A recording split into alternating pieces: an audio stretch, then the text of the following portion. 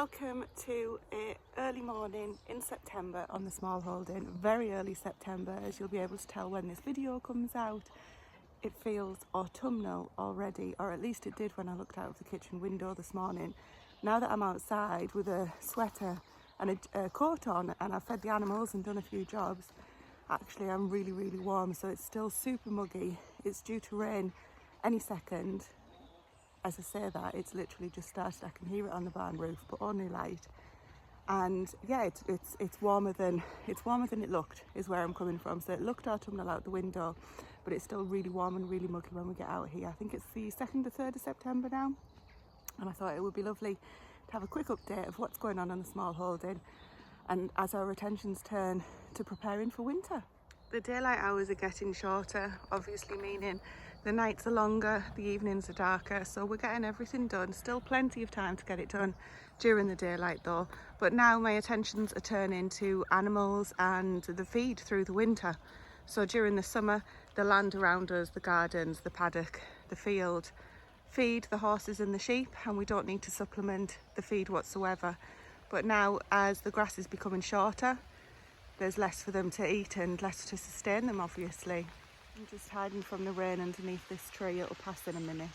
So that means that our costs in the winter obviously go up. We don't provide our own hay from the farm.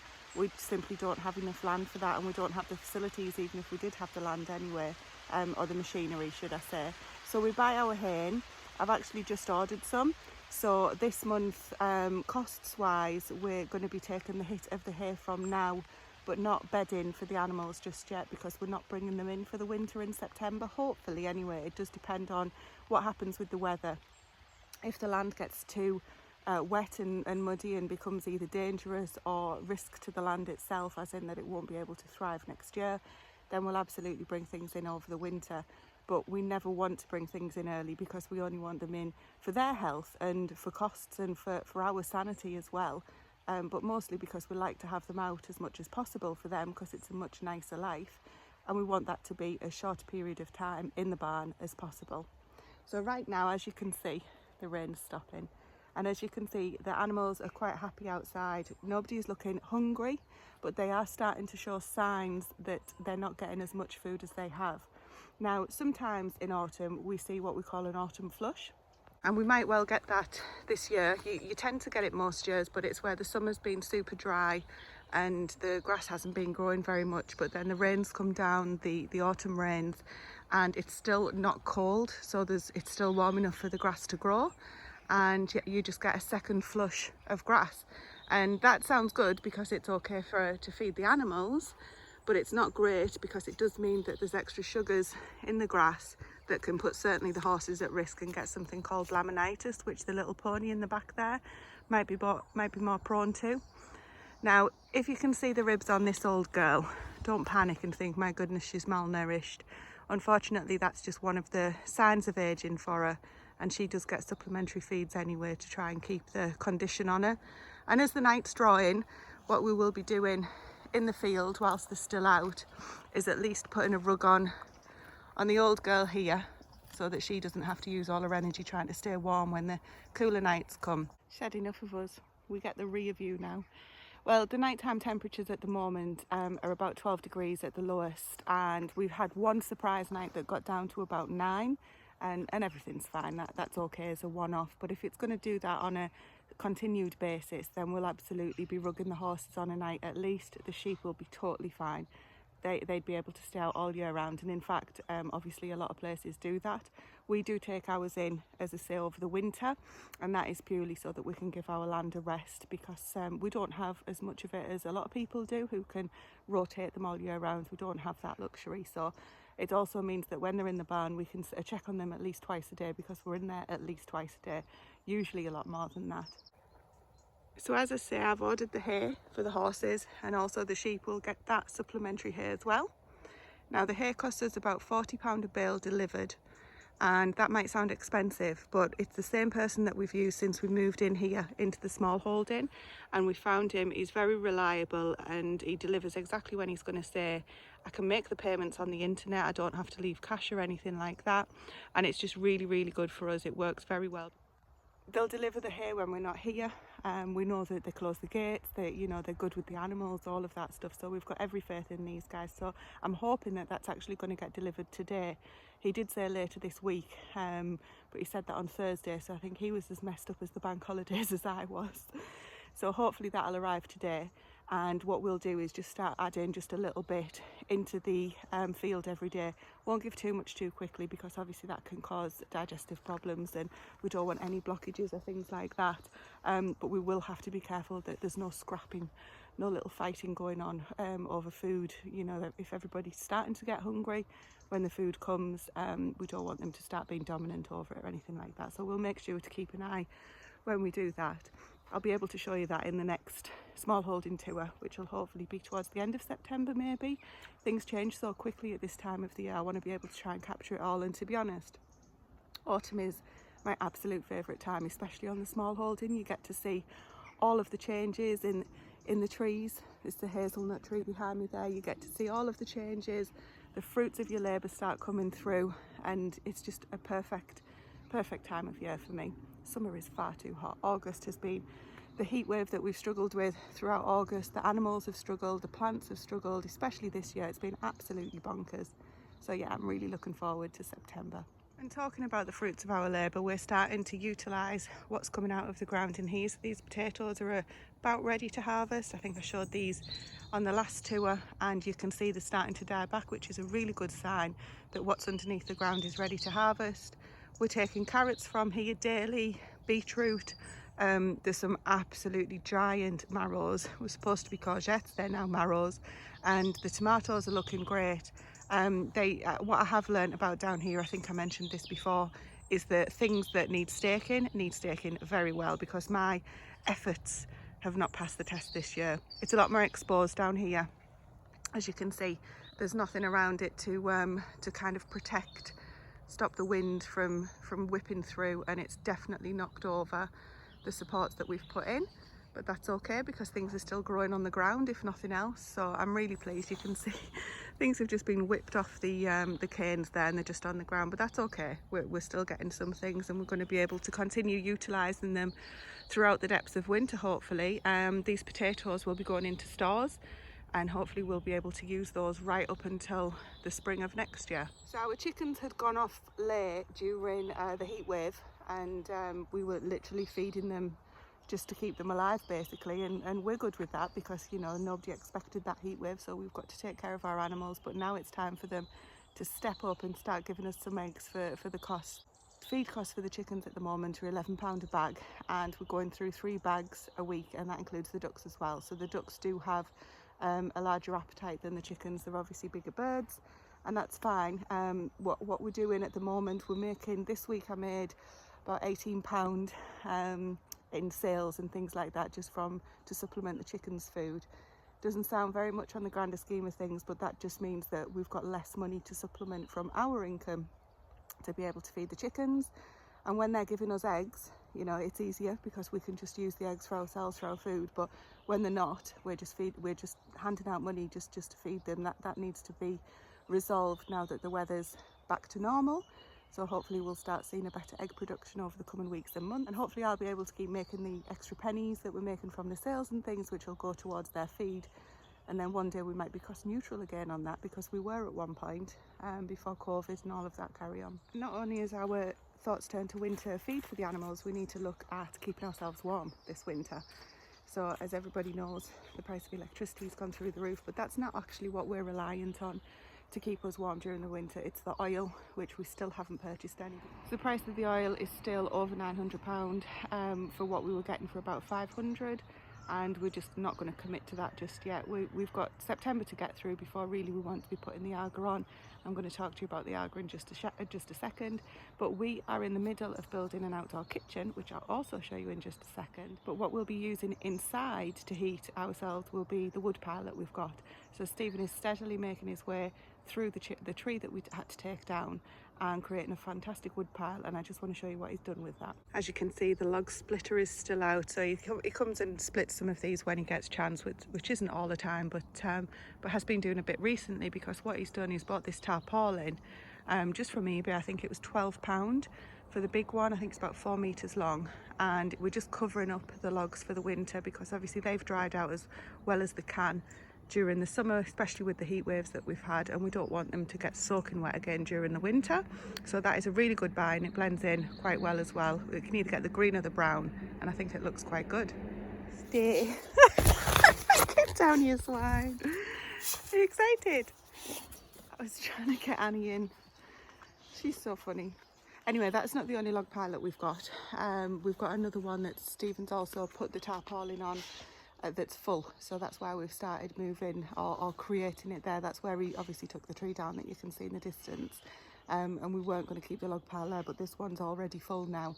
So we've decided just to keep that one there and cover it there. It makes absolute sense, and it saves him having to shift too much round and all the extra work that comes with that.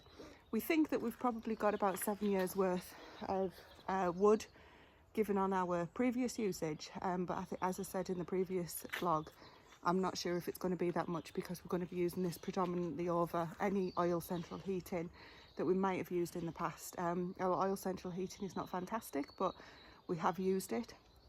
So I think we're going to be relying more or just solely on wood this year. We will also be getting coal to top up, and I know that's a bit of a contentious issue, but it's what works for us. And while we need it, we're going to be using it. So we'll be getting some coal and stocking up on that as well. And I believe that we actually, as a country, get the majority of our coal from Russia. I don't know if that's true. I did read that this morning though, but as I say, I don't know if it's definitely true. So I'm a little bit worried that might get not be as easily available basically. So I'm going to pick a few bags of that up as well and just get them stored to one side. If we need them, we'll use them. If we don't, we won't. It's as simple as that. But we've got to do what we've got to do at the moment. And in here, this is our working storeroom at the minute. So the shelves are slowly starting to fill up from the preserving that I've got done. The garlic has just been popped in the back there just because we're literally coming in and using it from there when we need it. Potatoes from the garden. This when the light's out in here, it's pitch black. And some other canning that has just cooled off, that's ready to be labelled and put away. And as you can see, the jars that I asked the kids to bring in, they just put on the shelf because they're never too sure where to put them. We've got some extra potatoes, some onions that we've managed to get, and some very dirty duck eggs. So the ducks are just starting to lay again, but goodness me, they are dirty animals. And then under here, I'm just using this as additional storage at the minute. One thing we're getting absolutely loads of is the cooking apples. So they won't stay there like that, they're just there for the minute, because we've got to be careful, obviously there isn't a bad one amongst them. But this place in here, the cold room as we call it, but it's not cold, is proving to be a really useful area. So on here, on top of the fridge freezer, I've just got some storage boxes, egg boxes and things like that. But this is turning into a very useful area. I think it's one project we're absolutely benefiting from. So I'm very pleased that we did this. It's looking very well. I've actually got a lot more potatoes to bring in from the garden, and as I say, we're eating from plot to plate with the beetroot and the carrots and things like that as well. We've harvested, no we haven't, we've sown more beetroot and carrots just a couple of weeks ago, so I'm hoping that they'll come through for winter and we'll be able to eat those in the depths of winter, but we'll wait and see. Might be asking a little bit too much. For now, the cold room is, as I say, I'm very pleased with how it's looking. Starting to fill up nicely, and I'll keep showing you it in just the short clips every month, just so you can have a look at the journey with us. I'm going to risk going into where the ducks are. They can be so noisy, as you guys know. Just to talk to you a little bit about what other animals we might be getting this winter. So I'm not going to go too close to them because they're going to start shouting at me. Have you brought us food? They've just been fed. Anyway, so we wanted to get turkeys this year, and so far we haven't, and September's really late really for us to be getting turkeys. The bigger they are when you buy them, the more you'll pay for them obviously, but unfortunately it just didn't work out with the chap that we were supposed to be getting them from. So I'm not sure what's going to happen there, because we were going to be having turkey at Christmas basically, and you know, I do like a traditional kind of Christmas like that, but it's absolutely fine because we've got plenty of other options, and that's not the be all and end all. It was predominantly just a different protein in the freezer. You know, that's what we were looking for it for. They would have all been for the freezer. So I'm not sure if we're going to get any now, as I say, because the cost will have increased significantly because the breeder will have had to feed them more, so they'll be bigger, so you can't expect to get them for the same price you would, you know, for the smaller ones. So that's okay, and that's fine. Other things on the animal front, these ducks are coming into lay now, so only 5 of these are adults, the rest are this year's hatch, and they're coming into lay, was it this year? Anyway, must have been. Of course it was. So they're coming into lay just as we're talking, really. So in fact, I'm going to have a look, see if there's any eggs this morning, because I haven't checked yet. There we go. Is that just 2?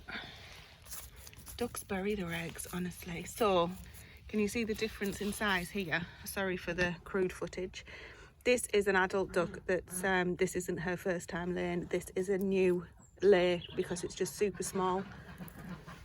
So you can see the difference. That will catch up in size to the other ones, but can you see why I say they're so mucky? This straw here is fairly clean, but the ducks come in from out here where they have their little pool with filthy feet, and they never wipe the feet on the mat before they go in.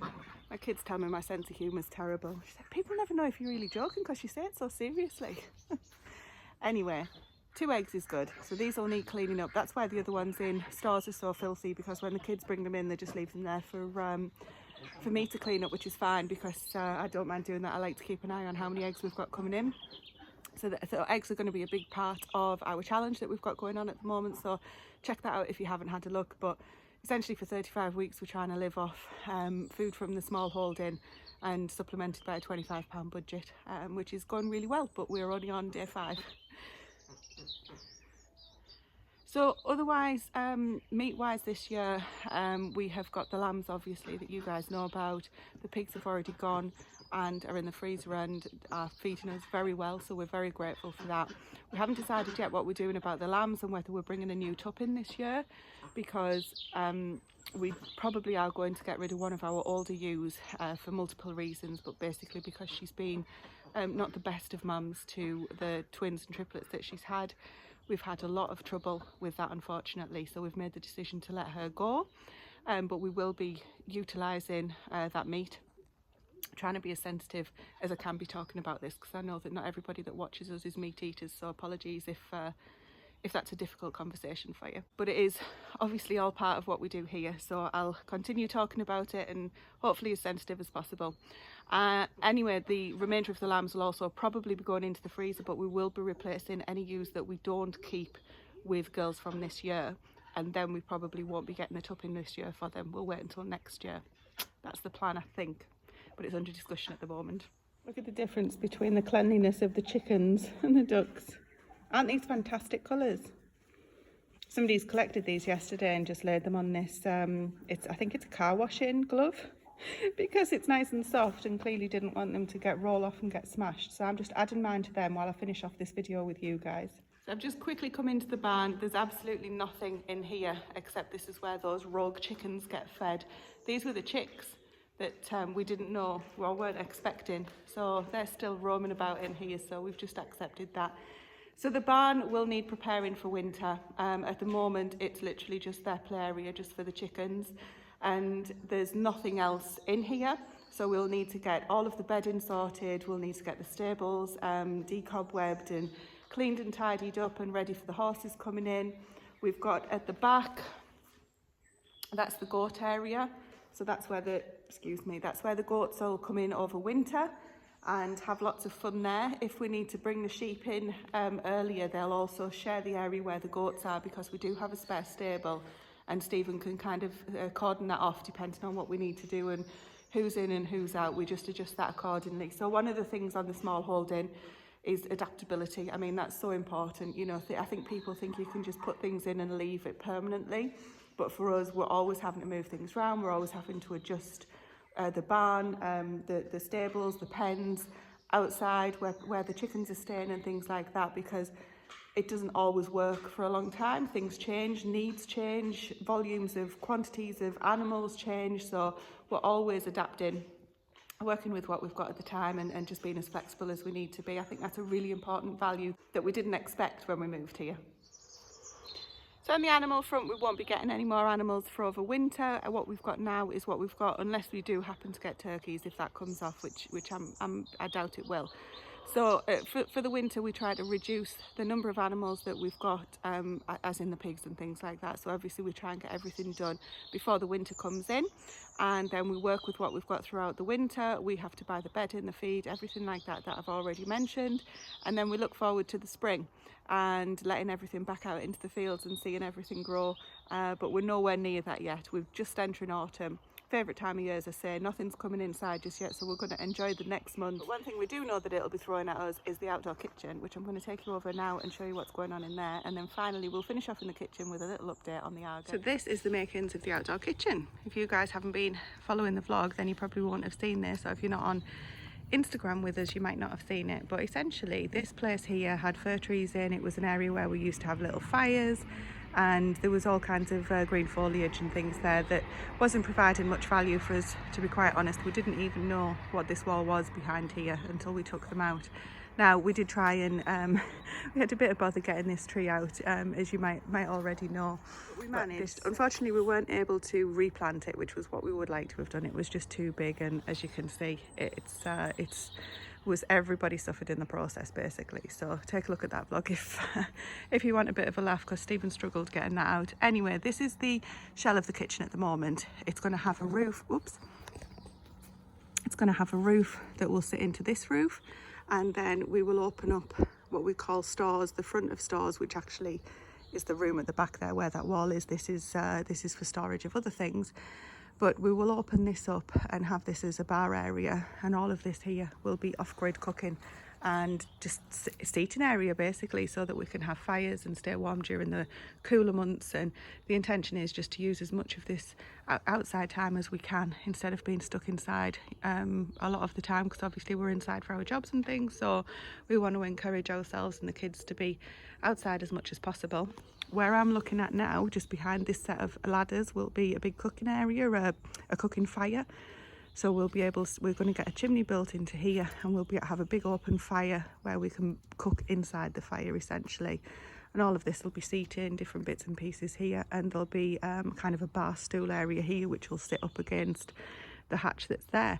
But the vision is cosy, rustic, off-grid fires, battery operated lights, just to warm it up, and I think it's going to be an absolutely fantastic area. I'm really looking forward to being able to cook out here. I love outdoor cooking and the simplicity of it, and the one pots and all that good stuff, so I'm really looking forward to that. I'm keeping my voice down, by the way, because it's early morning and people are still in bed. Windows are open. So I think it's going to be an absolutely brilliant space, and it's going to save us. Everybody should be out here instead of inside with everybody in a room watching the telly or playing on a computer or doing something that's going to be costing us a fortune, when we can switch all the electricity off in there and come out here and enjoy time by the fire, playing cards, eating rustic food, stews, soups, nice warm fire going, rug on the floor. You get the vision. At least that's what my vision is. We'll see what ends up coming out of it. But speaking of cooking, let's nip inside and I'll give you a quick update on the Arga saga.